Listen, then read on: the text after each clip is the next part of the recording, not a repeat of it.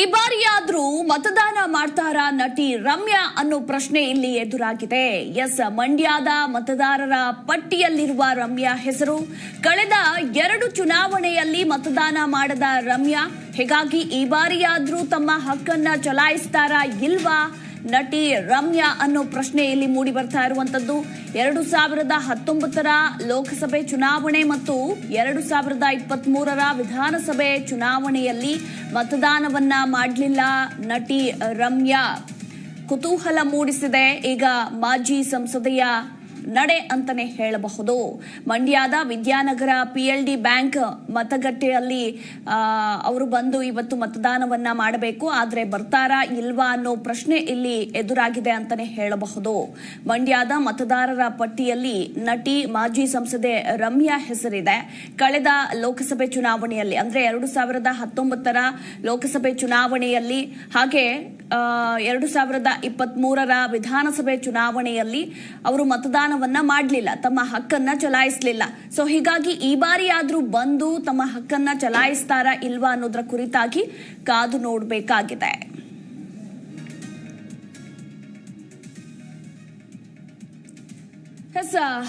ಪ್ರತಿಯೊಬ್ಬರೂ ಕೂಡ ತಮ್ಮ ಹಕ್ಕನ್ನ ಚಲಾಯಿಸಬೇಕು. ಪ್ರಜಾಪ್ರಭುತ್ವದ ಹಬ್ಬ ರಾಜ್ಯಾದ್ಯಂತ ಇವತ್ತು ರಂಗೇರಿದೆ.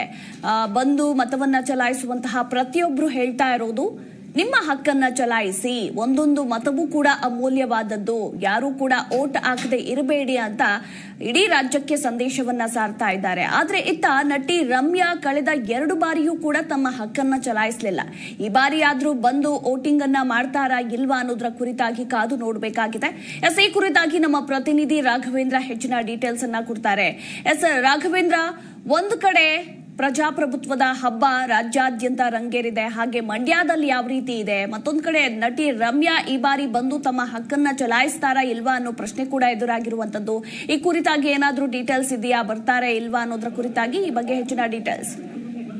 ಎಸ್ ಮಧುಮಾಲ, ಏನು ಮಂಡ್ಯದಲ್ಲಿ ಕೂಡ ಈಗ 2024ರ ಲೋಕಸಭಾ ಚುನಾವಣೆಗಳು ಕೂಡ ಸಾಕಷ್ಟು ಜನರು ಕೂಡ ಈಗ ಮತದಾನಕ್ಕೆ ಆಗಮಿಸಿದ್ರಲ್ಲೂ ಕೂಡ ಈ ಬಾರಿ ಮತದಾನವನ್ನ ಉಳಿಸಲಿಕ್ಕೆ ಸಾಕಷ್ಟು ಚುನಾವಣಾ ಆಯೋಗ ಕೂಡ ಸಾಕಷ್ಟು ಕ್ರಮಗಳನ್ನ ಕೈಗೊಂಡಿದೆ. ಅದರಲ್ಲೂ ಕೂಡ ಏನೀಗ ಚಿತ್ರನಟಿಯರ ಮೂಲಕ ನಟನಟಿಯರ ಮೂಲಕ ಅವರು ಪ್ರಮೋಟ್ ಮಾಡಿ ಈ ಒಂದು ಎಲೆಕ್ಷನ್ ನಲ್ಲಿ ಮತದಾನ ಮಾಡಬೇಕು ಅಂತ ಹೇಳಿ ಎಲ್ಲರೂ ಕೂಡ ಮಾಡ್ತಾ ಇದ್ರೆ, ಇತ್ತ ಕಡೆ ಮಂಡ್ಯದಲ್ಲಿ ಮಾತ್ರ ಏನು ಚಿತ್ರನಟಿ ರಮ್ಯಾ ಅವರು ತಮ್ಮ ಹಕ್ಕನ್ನ ಮಾತ್ರ ಚಲಾವಣೆ ಮಾಡ್ಲಿಕ್ಕೆ ಬರ್ತಾರ ಅನ್ನೋದು ವಿಷಾದದ ಸಂಗತಿ. ಹಾಗಾಗಿ ಕೂಡ ಏನು 2019 ಮತ್ತು 2023ರ ಚುನಾವಣೆಯಲ್ಲೂ ಕೂಡ ರಮ್ಯಾರವರು ಮಂಡ್ಯಕ್ಕೆ ಬಂದು ಮತದಾನವನ್ನೇ ಮಾಡ್ತಾ ಇಲ್ಲ. ಹಾಗಾಗಿ ಏನೋ ಒಂದು ಕಡೆ ನಟಿ ವಿರುದ್ಧ ಮತದಾರರು ಕೂಡ ಆಕ್ರೋಶವನ್ನ ವ್ಯಕ್ತಪಡಿಸ್ತಾ ಇದ್ದಾರೆ. ಅದರ ಜೊತೆಗೂ ಕೂಡ ಏನು ಮತದಾನ ಮಾಡಿ ಸಾಮಾಜಿಕ ಬದ್ಧತೆ ಮತ್ತು ಕಳಕಳಿಯನ್ನು ಮೆರೆಬೇಕಾದಂತ ನಟಿ ಈ ರೀತಿ ತಮ್ಮ ಹಕ್ಕನ್ನ ಚಲಾಯಿಸದೆ ಬರದೇ ಇರುವಂತದ್ದು ನಿಜಕ್ಕೂ ಕೂಡ ಒಂದು ರೀತಿಯಾಗಿ ಏನೋ ಒಂದು ಕಡೆ ಮತದಾನದ ಏನು ಪ್ರಜಾಪ್ರಭುತ್ವ ಹಬ್ಬದಲ್ಲಿ ಮತದಾನದ ಮಹತ್ವ ಇದೆ ಅದನ್ನ ಸಾರಿ ಹಿಡಿಬೇಕು, ಎತ್ತಿ ಸಾರುವಂತ ಕೆಲಸವನ್ನು ಮಾಡಬೇಕಾದಂತ ರಮ್ಯಾರವರು ಈ ರೀತಿಯ ನಡೆ ಯಾಕೆ ಒಂದು ರೀತಿ ಅವರಿಗೆ ಇದು ತಂದಿರುವಂತದ್ದು.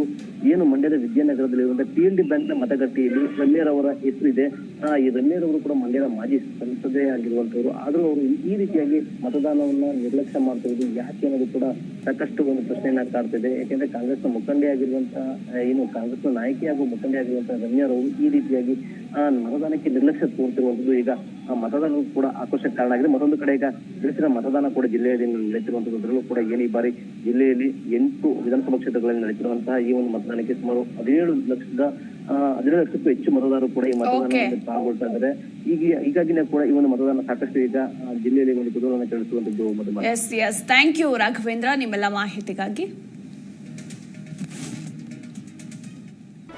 ಜಿ ಕನ್ನಡ ನ್ಯೂಸ್ ಈಗ ನಿಮ್ಮ ಮನೆಯಲ್ಲೇ ನೋಡಿ.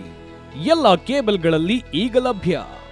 ಸನ್ Direct 292, Jio TV 1334, U digital 162, city cable 51, GTPL 17, Abhishek cables 821, Rockline telecommunication 51, Shri Basaveshwara number 60, Vinayaka digital number 53, in digital number 896ರಲ್ಲಿ. ನಿಮ್ಮಿಸ್ತದ ಜಿ ಕನ್ನಡ ನ್ಯೂಸ್ ನೋಡಿ ಆನಂದಿಸಿ.